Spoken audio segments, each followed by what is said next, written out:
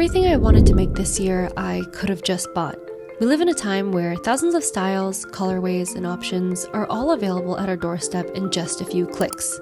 Over the past decade, I feel like the world has placed more and more value on speed and efficiency. But as a craft lover at heart and also a chronically online person, I wanted to try making things by hand to see what is it that we lose by not making things ourselves? Or perhaps a better question, do we even lose anything? My name is Mylene, and on my recent birthday, my friends gave me 15 dares to complete before I turned 27.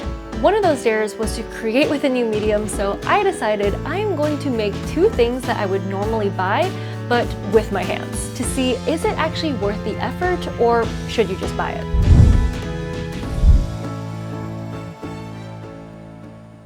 Now, my criteria for choosing what medium to create with was simple.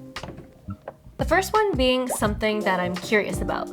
The second one being what would I actually buy and use? What could I turn into an actual hobby? And finally, last but not least, what requires me to actually use my hands? So starting off with one of the easiest things that you can purchase nowadays, journals. At this point in my life, I've probably bought several dozen journals over the years. For writing, brainstorming, sketching, it's a bit of a guilty pleasure. However, to make my own journal, I need to go back to the basics. Not as far back as making my own paper from scratch, but bookbinding. Bookbinding is the process of physically assembling loose pages into a durable, functional volume. As tedious as it sounds, I've actually always wanted to make my own journal, but I had no clue what I was signing myself up for. This is making me very nervous. And with how accessible journals are to buy nowadays, I wanted to test, is it even worth the effort to make it by hand? I have all the receipts here, and the total cost is definitely interesting. The first step in this process was to gather my materials. I decided I wanted to make one of those viral Louise Carmen leather journals, so I went to my local leather and craft store. This store had pretty much everything I needed. Grommets. Is this a grommet? I don't think it is. This hole puncher thing, a rotary cutter, small blade, big blade. I don't know. I'm really bad at like small decisions like these. Might need jumbo. And of course, leather. Not like a, do you want like a trifold? Yeah, like a trifold. Okay. Was there a specific color? I'm thinking like either a darker brown or maybe even like a mahogany. Oh, nice.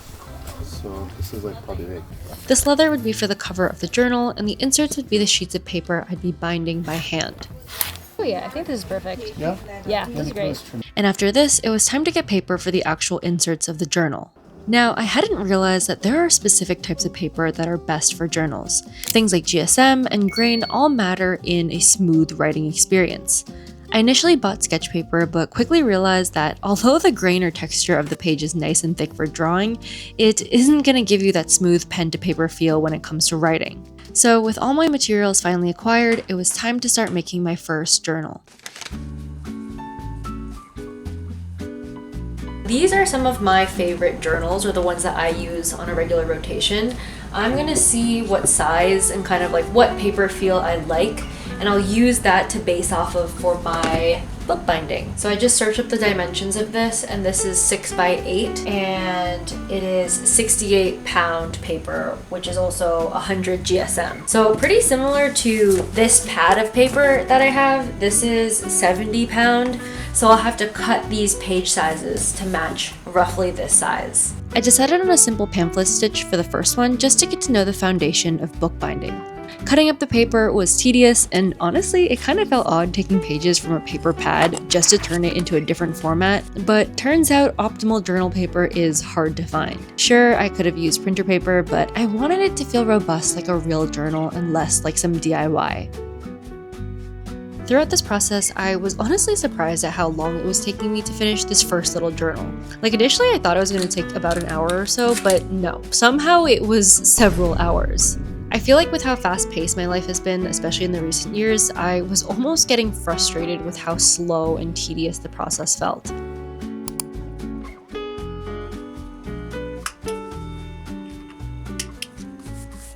So I have my successfully binded booklet. Now it is time for the hard part, which is cutting off all of the edges. I'm scared. I feel like this could ruin the entire book, but it could also make it look very clean and like professional. Here, I was struggling to trim the edges cleanly and evenly. This is stressing me out.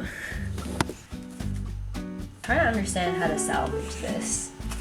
I finally got it after some time, then decided to round off the corners of the journal with this tool I got off Amazon.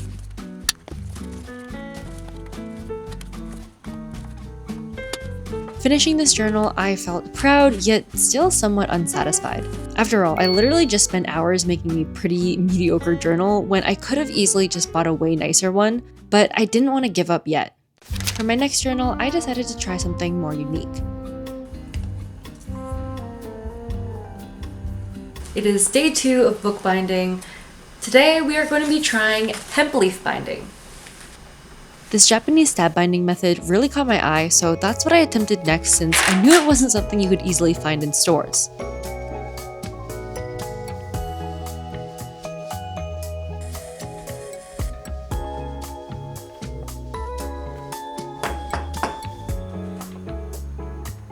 So similar to the first journal, things took way longer than I originally thought. I think because we live in this age of instant gratification, it's definitely a shift understanding that there is no skipping steps when it comes to making things with your hands. Like, there's no button to make things go faster, and there's no quick way to undo a mistake. Everything just takes time, and you have to trust the process.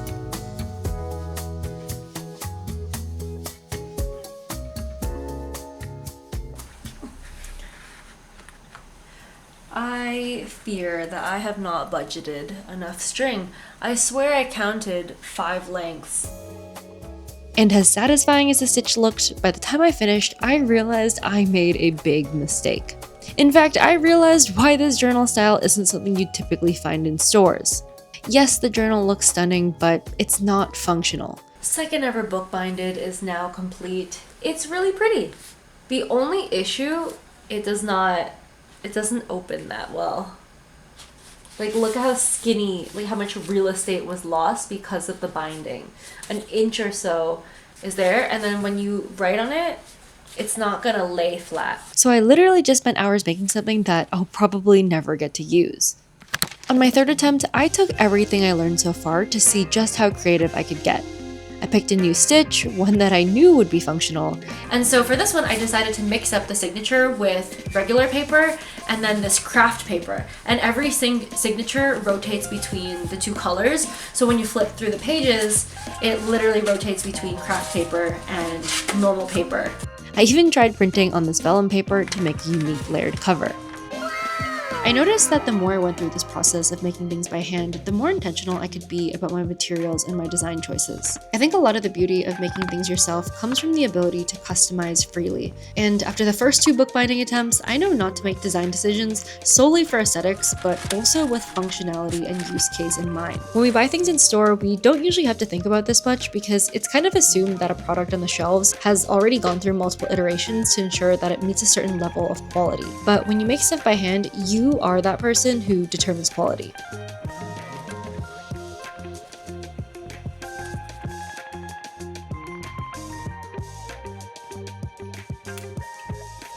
This was the final result, and I'm pretty happy with how it turned out. I love the customizations that make it feel more personal, but I will admit my craftsmanship is still a work in progress. After this process of bookbinding 3 journals, I still wasn't sure if any of this was worth all the time and effort, but I still had the leather cover to make to finish up this project. Another day at the workstation. Today we are going to actually be working with the leather cover. Making this cover was fundamentally different than bookbinding since it was pretty much just leather work compared to stitching a bunch of papers together, and let me tell you, I was struggling.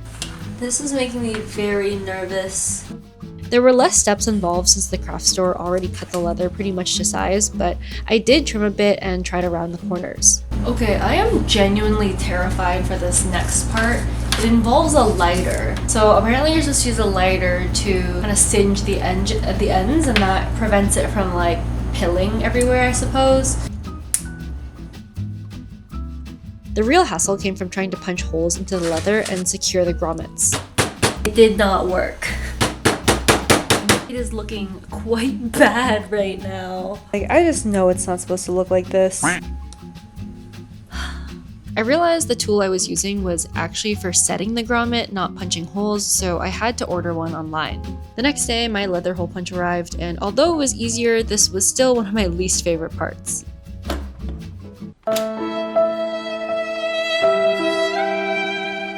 Never get it on the first try. That's crazy. Here I was punching the holes, and I kind of just eyeballed the placement, to be honest, and then I installed the grommets. It looks a little wonky since the holes are unevenly spaced. Top set actually looks pretty good, but then the bottom set, I don't know why it's so spaced out. As I like to say with any little crafting mistake, it adds character. I then added my elastic cord and added the journal inserts I binded earlier. However, I didn't add the Japanese stab binding one since I knew it wouldn't fit properly. It is 12:24 a.m. and I finally finished the journal project. Is it perfect? No. Are there a lot of interesting quirks about it? Yes. But did I make it from scratch?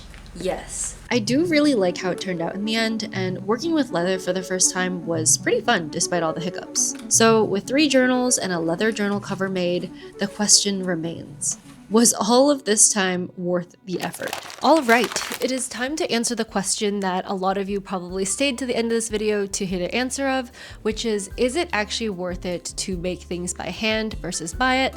And what do we lose by not making things by hand anymore? I have run the numbers, I literally have all the receipts right here. I have compiled all my thoughts in this little journal, so let's dive right in. Starting with, was it worth the time and effort? Now, all of this will be based on my bookbinding / leather journal creation experience, because I figured this video was a bit long, so I'm gonna save the second medium for part 2. So when it comes to making your own journals at home, my honest opinion is that I personally did not think it was worth the time and effort, which might be a bit of a surprise, but I say that knowing that I would still do it again.